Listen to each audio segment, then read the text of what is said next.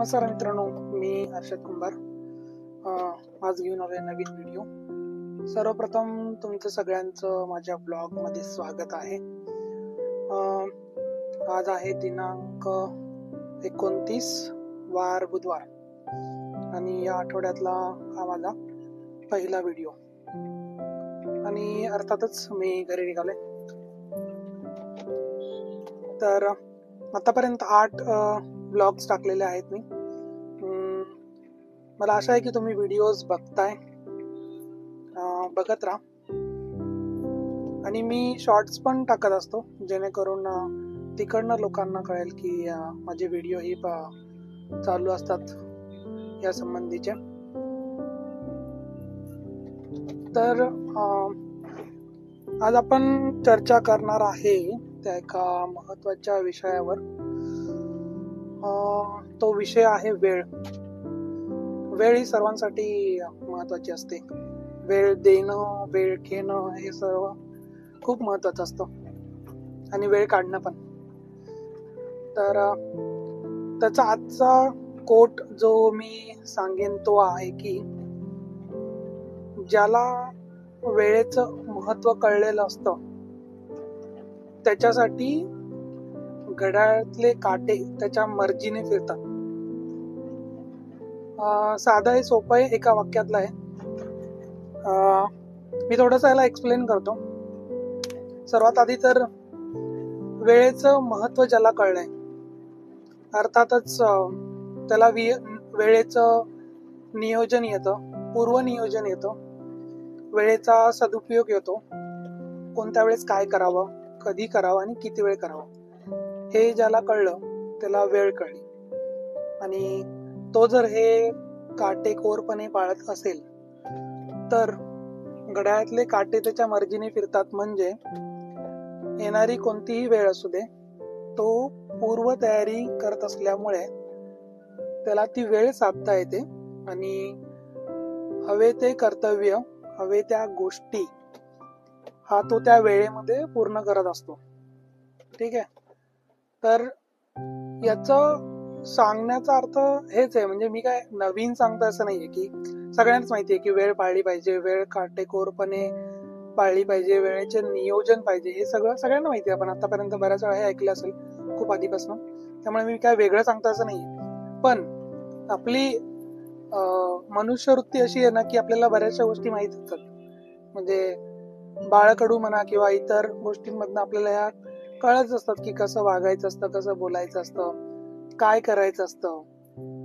तर तरी आपण तसं करतो का नाही करत। म्हणजे हे पण असंच आहे, तुम्ही वेळेच्या बाबतीत तुम्हाला माहिती आहे की काय करायला लागतं, काय कधी करावं लागतं, हे सगळं माहित असताना पण आपण बऱ्याचदा बघतो की आपण लेट होतो किंवा आपल्याकडनं ती गोष्ट घडत नाही, वेळच मिळत नाही किंवा वेळ पुरत नाही। म्हणजे ह्या गोष्टी घडत असतात एवढं सगळं माहित असताना पण।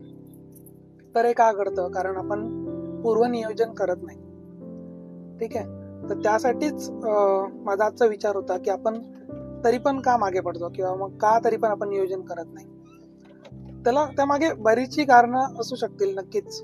असं नाही की प्रत्येकाला ती गोष्ट जमते, पण ज्या पूर्वीच्या चुका आहेत त्यातून तरी आपण शिकायला पाहिजे की बाबा मला त्यावेळेस वेळ पुरला नव्हता, म्हणजे मला अजून तयारी करायला पाहिजे किंवा मला अजून वेगळ्या प्रकारे ही गोष्ट अंमलात आणली पाहिजे जेणेकरून मला हवा तो वेळ हवा तसा त्याच्यामध्ये व्यतीत करता येईल। ठीक आहे। आता उदाहरण द्यायचं झालं, जर उदाहरण बघितलं तर जसं की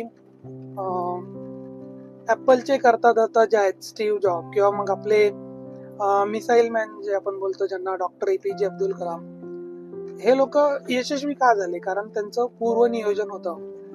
त्यांनी वेळेला एवढं महत्त्व दिलं होतं की कोणत्या वेळे काय करायचं हे त्यांनी व्यवस्थित प्लॅन केलं होतं। ठीक आहे। त्यामुळे डॉक्टर कलामांचं तर तुम्ही पुस्तक जर वाचलं असेल अग्निपंख, तर त्याच्यामध्ये त्यांचं लहानपणापासूनच एवढं व्यवस्थित मांडलेलं आहे की कोणत्या वेळी काय करायचं, त्यांनी केलेलं स्ट्रगल हे सगळं तुम्ही त्यामध्ये वाचू शकता। त्यामुळे त्यांनी जेवढे पण प्रकल्प किंवा प्रयोग केले सुरुवातीपासून ते शेवटपर्यंत, ते सगळे वेळेनुसार आणि वेळेत पूर्ण केलेले आहेत। हे एक उत्तम उदाहरण आहे, जर तुम्ही वेळेचे नियोजन या बाबतीत म्हणत असाल तर. आणि दुसरी गोष्ट, जर ही आपण स्वतःवरती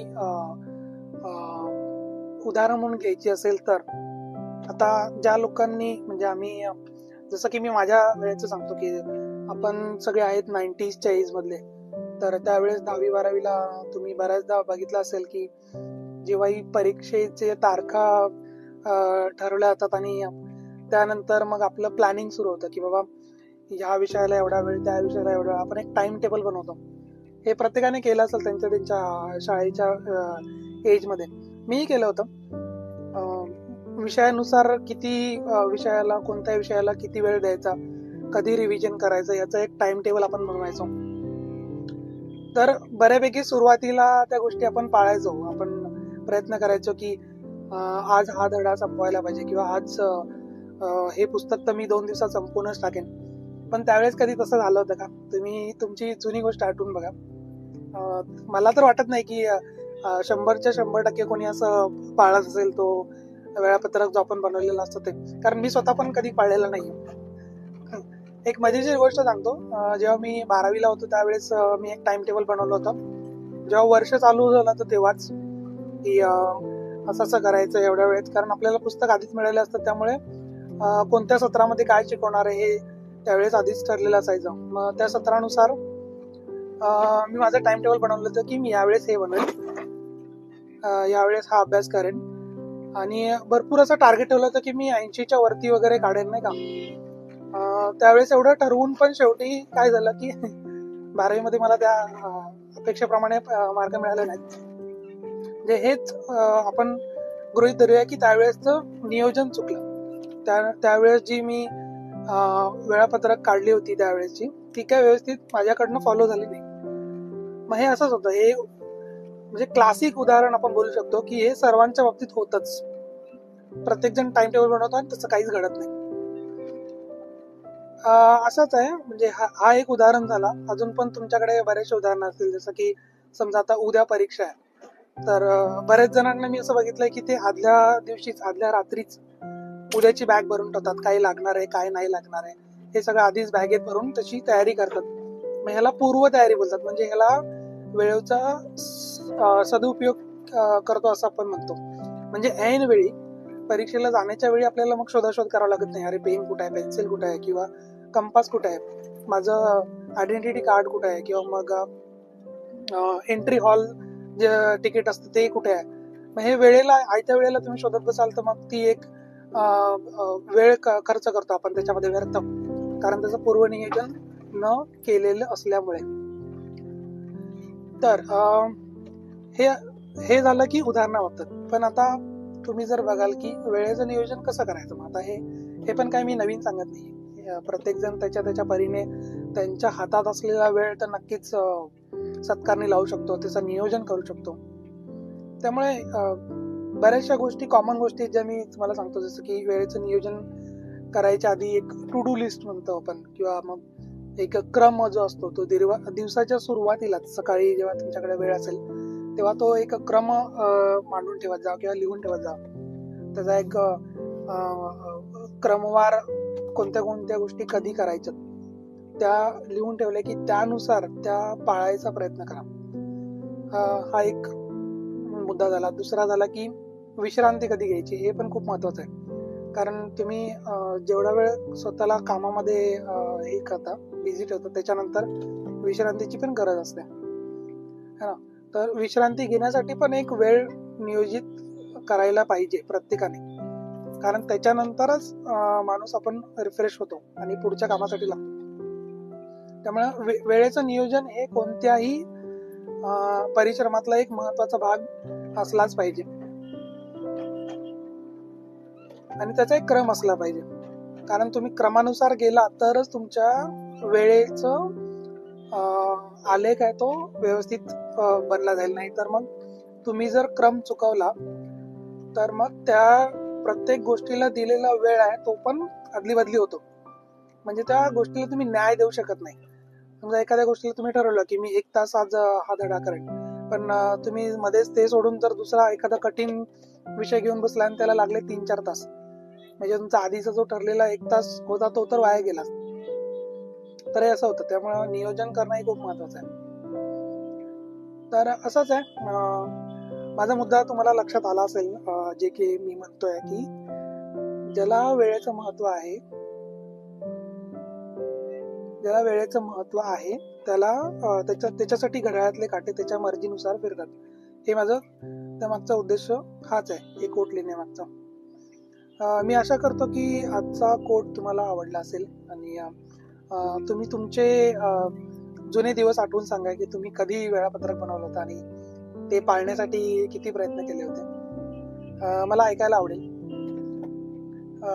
मी माझा किस्सा सांगितला की शाळेमध्ये आम्ही खूप वेळापत्रक बनवायचो की हा अभ्यास तेव्हा करेन, हा अभ्यास तेव्हा करेन, पण तसं काही तंतोतंत पाळता नाही आलं त्यावेळेस.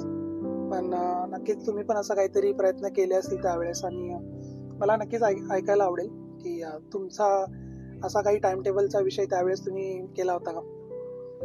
असो, तर हाच होता माझा आजचा विषय. तर कसा वाटला ते नक्की सांगा. हा व्हिडिओ लवकरच मी अपलोड करेन. तर मला सांगा की विषय कसा वाटला. लाईक करा, शेअर करा आणि सबस्क्राईब करा. आजच्या पुरतं मी थांबतो. परत भेटू. मी उद्याही ऑफिसला जाणार आहे, तर उद्याही माझा एक नवीन विषय असेल, तर आपण उद्या भेटूया नवीन विषयासोबत. तोपर्यंत काळजी घ्या, स्वस्थ राहा, समाधानी राहा, आपल्या सोबत असलेल्यांचीही काळजी घ्या. ओके, चलो then, take care, bye, have a good day.